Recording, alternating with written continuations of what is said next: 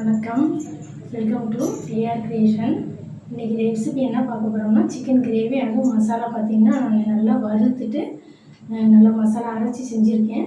கண்டிப்பாக இது போல் நீங்கள் ட்ரை பண்ணி பாருங்கள், ஸ்கிப் பண்ணாமல் பாருங்கள். நான் எப்படி செஞ்சுருக்கேன் அப்படிங்கிறது தெரியும். இது வரைக்கும் நம்ம சேனலை சப்ஸ்கிரைப் பண்ணிக்கோங்க.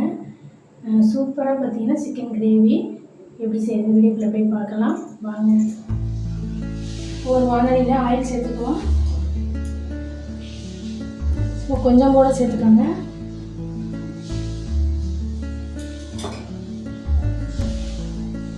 இப்போ மிளகாய் நம்ம வறுத்தெடுத்துக்கலாம்.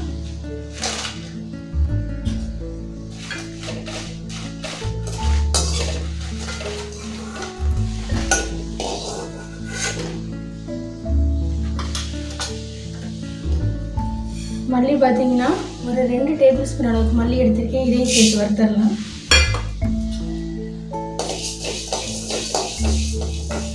மல்லி பார்த்தீங்கன்னா இந்த அளவு லைட்டாக வறுத்தா போதும். இதையும் நம்ம எடுத்துடலாம்.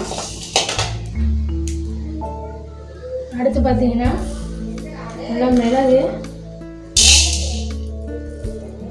நல்லா 1.5 ஸ்பூன் அளவுக்கு மிளகு, ஜீரகம் பார்த்தீங்கன்னா 1 ஸ்பூன் அளவுக்கு ஜீரகம், சோம்பு பார்த்தீங்கன்னா 1 ஸ்பூன் அளவுக்கு சோம்பு, கூடவே ஒரே ஒரு பட்டை, 2 கிராம்பு, ஒரு ஏலக்காய் சேர்த்துக்கோங்க. இதையும் லைட்டாக வறுத்து எடுத்துக்கோங்க. மிளகு ஜீரகம் பார்த்தீங்கன்னா சோம்பெலாம் நல்லா வறுபட்டுச்சு. இப்போ இதையும் தனியாக நம்ம எடுத்து வச்சிடலாம்.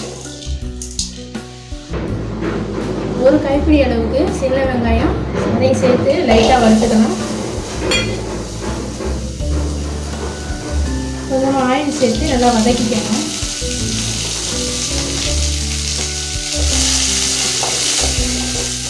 நல்லா ஒரு கைப்பிடி அளவுக்கு கருவேப்பிலை,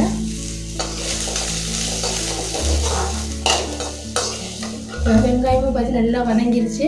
இப்போ இதையும் நம்ம தனியாக எடுத்து வச்சுக்கலாம். அடுப்பு ஆஃப் பண்ணிக்கலாம். இப்போ வறுத்த பொருள் பார்த்திங்கன்னா எல்லாத்தையும் நம்ம ஆற வச்சிடலாம். இப்போ இது பார்த்திங்கன்னா வறுத்த பொருள் நல்லா ஆறிடுச்சு. இதை மிக்ஸி ஜாரில் சேர்த்துக்கலாம். தண்ணி சேர்த்து நல்லா நைஸாக இதை அரைச்சிட்டு வந்துடுவோம். இப்போ சிக்கன் கிரேவி செய்கிறதுக்கு பார்த்திங்கன்னா ஒரு வானலியில் ஆயில் சேர்த்துக்குவோம். ஆயில் நல்லா சூடாகிடுச்சு. பட்டை, கிராம்பு, சோம்பு, கல்பாசி சேர்த்துக்கலாம்.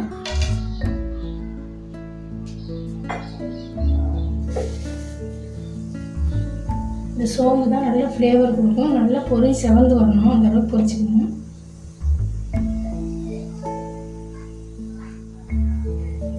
கொஞ்சமாக கருவேப்பிலை, இஞ்சி பூண்டு பேஸ்ட்டு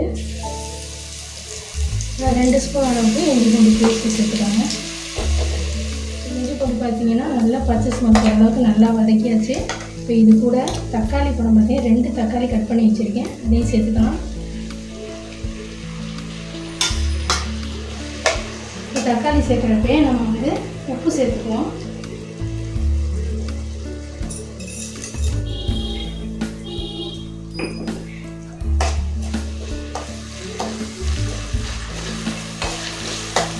தக்காளி பார்த்தீங்கன்னா நல்லா வதங்கிடுச்சு.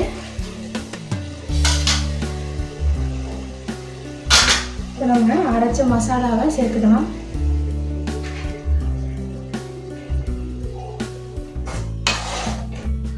அடுப்பில் சிம்மில் வச்சு வதக்கிக்கோங்க. மசாலா நல்லா பார்த்தீங்கன்னா வதங்கிடுச்சு. நம்ம சுத்தம் பண்ணி வச்சுருக்க 1/2 கிலோ அளவுக்கு சிக்கனை நம்ம இதில் சேர்த்துடலாம்.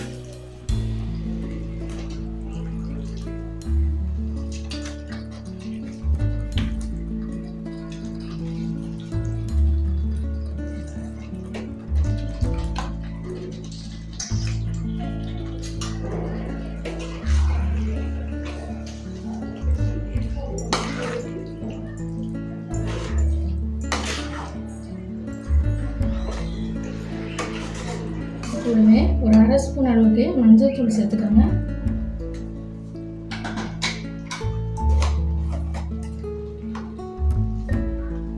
சிக்கன் மசாலா பார்த்தீங்கன்னா ஒரு 2 ஸ்பூன் அளவுக்கு சேர்த்துக்கோங்க.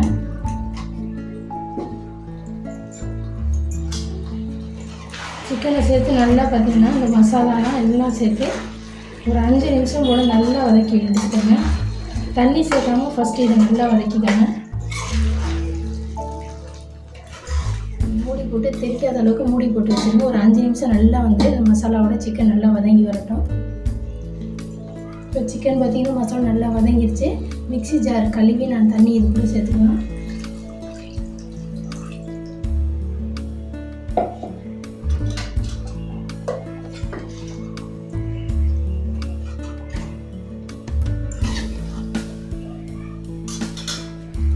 இப்போ நல்லா கலந்து விட்டு அடுப்பை மீடியம் ஃப்ளேமில் வச்சு மூடி வச்சுருங்க. நல்லா சிக்கன் வெந்து தண்ணியெல்லாம் கொஞ்சம் சுண்டி வரட்டும்.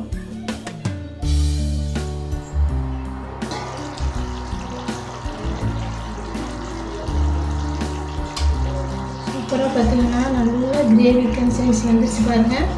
நம்ம ஊற்றின எண்ணெயெல்லாம் பார்த்திங்கன்னா நல்லா பிரிஞ்சு வந்துட்டு அடுப்பை ஆஃப் பண்ணிடலாம். கண்டிப்பாக இது போல் சிக்கன் கிரேவி செஞ்சு பாருங்கள். அரைச்சி இது போல் செஞ்சு பாருங்கள், ரொம்ப டேஸ்ட்டாக இருக்கும். இந்த வீடியோ பிடிச்சா லைக் பண்ணுங்கள். ஏஆர் கிரியேஷன் சமையலுக்கு சப்ஸ்கிரைப் பண்ணுங்கள். அடுத்த ரெசிபியோடு உங்களை பார்க்குறேன். தேங்க்ஸ் ஃபார் வாட்சிங்.